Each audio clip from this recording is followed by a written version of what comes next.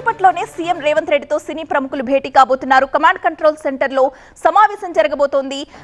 ఈ సమావేశానికి దిల్ రాజు నేతృత్వంలో మొత్తం 36 మంది సభ్యులు హాజరు కాబోతున్నారు. సీఎంతో భేటీకి హాజరు కానున్నారు నిర్మాతలు, దర్శకులు, హీరోలు వెంకటేష్, నితిన్, వరుణ్ తేజ్, కిరణ్ అబ్బవరం, శివ బాలాజీ, అలాగే దర్శకులు త్రివిక్రమ్, హరీష్ శంకర్, అనిల్ రావిపూడి, బాబీ, వంశీ, నిర్మాతలు అల్లు అరవింద్, దగ్గుబాటి సురేష్, సునీల్ నారంగ్, సుప్రియ, సూర్యదేవర నాగవంశీ, నవీన్ ఎర్నేని, రవిశంకర్ పాల్గొనబోతున్నారు. అలాగే ఈ భేటీలో భట్టి, ఉత్తమ్, దామోదర్ రాజనరసింహతో ఈ సినీ ప్రముఖులందరూ కూడా భేటీ కాబోతున్నారు. సినీ పరిశ్రమలో ఉన్న సమస్యలపై కూడా చర్చ జరగబోతోంది. కమాండ్ కంట్రోల్ సెంటర్ సినీ పరిశ్రమకు ప్రభుత్వానికి మధ్య ఉన్న గ్యాప్ ను పూడ్చుందా? ఇరువురి మధ్య అవగాహన కుదరనుందా అంటే అవునని అంటున్నాయి పరిశ్రమ వర్గాలు.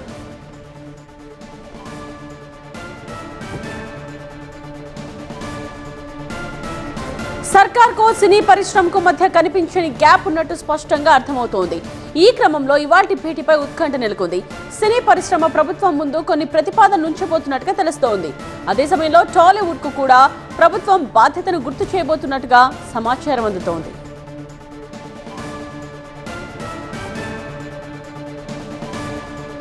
సంధ్యా థియేటర్ ఘటన టాలీవుడ్ ను షేక్ చేసింది.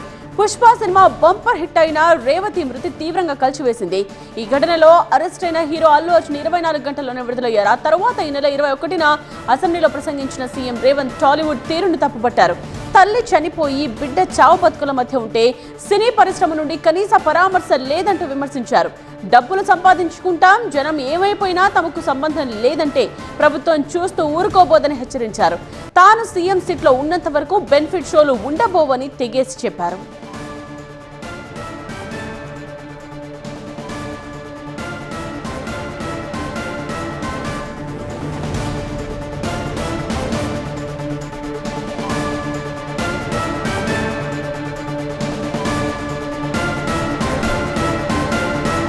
సో ఇవాళ భేటీలో ఏం జరగబోతోంది?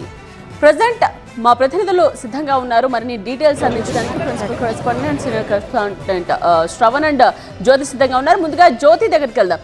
జ్యోతి, ఎవరెవరు హాజరవుతున్నారు అండ్ ఎటువంటి ప్రతిపాదనలు ప్రభుత్వం ముందు ఉంచబోతున్నారు?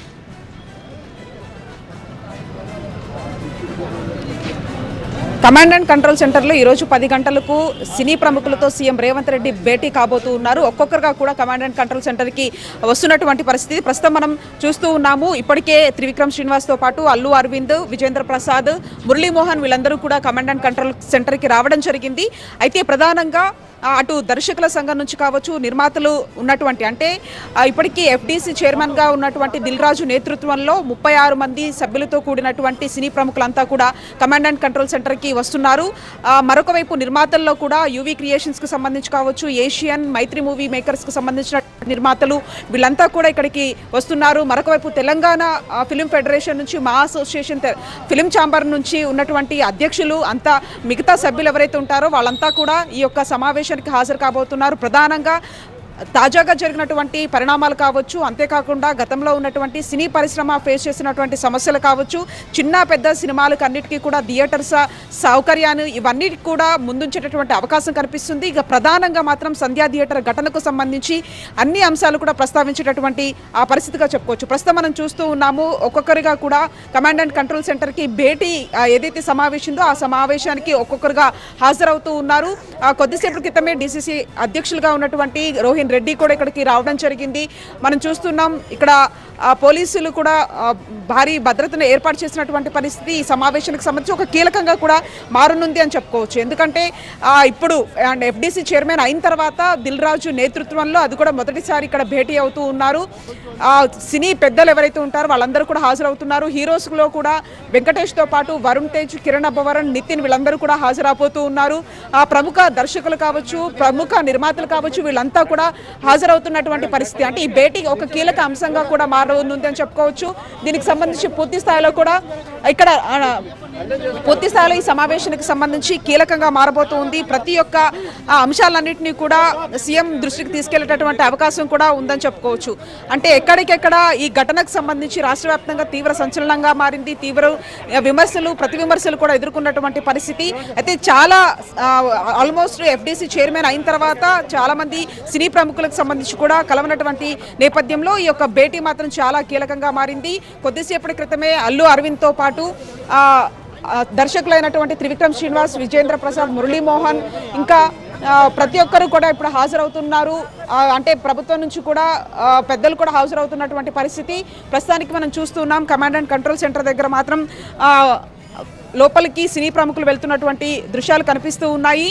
ఈ అంశానికి సంబంధించి అంటే గతంలో కూడా సినీ పరిశ్రమ ఎదుర్కొన్నటువంటి సమస్యలు ఏవైతే ఉన్నాయో ఇప్పుడు తాజా పరిణామాలు, అంతేకాకుండా థియేటర్స్ అంశాలు కావచ్చు, ఇంకా మరొక వైపు ప్రధానంగా టికెట్స్ ధర, అంతేకాకుండా ఏదైతే బెనిఫిట్ షోల రద్దు అంశం కూడా ఈ యొక్క సమావేశంలో చాలా కీలకంగా మారబోతుందని అయితే చెప్పుకోవచ్చు.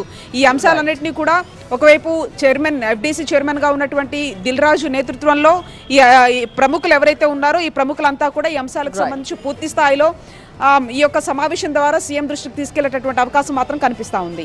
జ్యోతి, అల్లు అర్జున్ ఘటనకు సంబంధించి ఇవాల్టితో ఒక కన్క్లూజన్ వచ్చేస్తుంది అని అనుకోవచ్చా?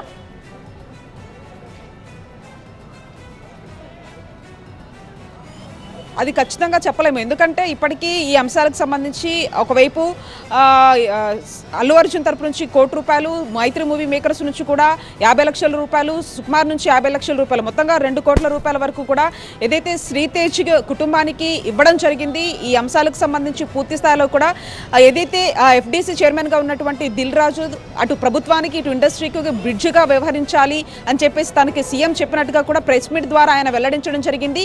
ఒక రకంగా ఇది కొంత ఊరటగా ఇచ్చినటువంటి అంశం. అల్లు అర్జున్తో కూడా తాను మాట్లాడతానని చెప్పారు. ఆ తర్వాత ఇప్పుడు అంటే నిన్న వెళ్ళి కలిశారు, మొన్న కూడా వెళ్ళి కలిశారు కాబట్టి ఈ రోజు ఈ అంశాలకు సంబంధించి ప్రస్తావించిన తర్వాత ఒక క్లారిటీ వచ్చేటటువంటి అవకాశం మాత్రం చెప్పలేము.